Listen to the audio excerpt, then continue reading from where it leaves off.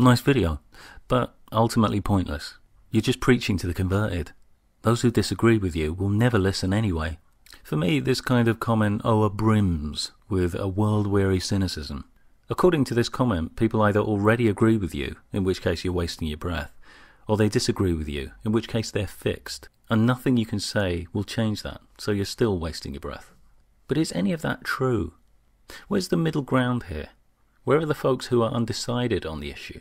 Could they perhaps be an important group, receptive to information?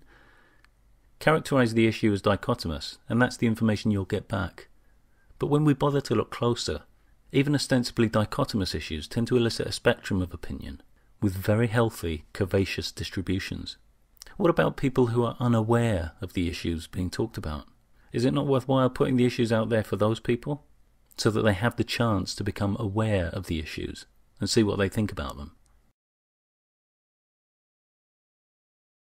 If you believe it's true that all those who disagree never listen, explain how folks go from being religious fundamentalists to atheists. How do you account for that transition? The very word converted implies the possibility of change from one state to another. Clearly, people who disagree often do listen. And even if someone doesn't listen at the time, putting a video out there or a book means that it will be available should their preparedness to listen change. People do change, not only as individuals, but also on a generational level. Otherwise we'd never have seen this. There's a tacit assumption that discussion with folks who agree with us is worthless. Personally, I often find discussion with the converted very engaging and creative. I think it can refine our thinking. I think it can illuminate new perspectives. It can offer resources. Some people have a hard time defending their position because they haven't yet thought through a lot of the classic arguments.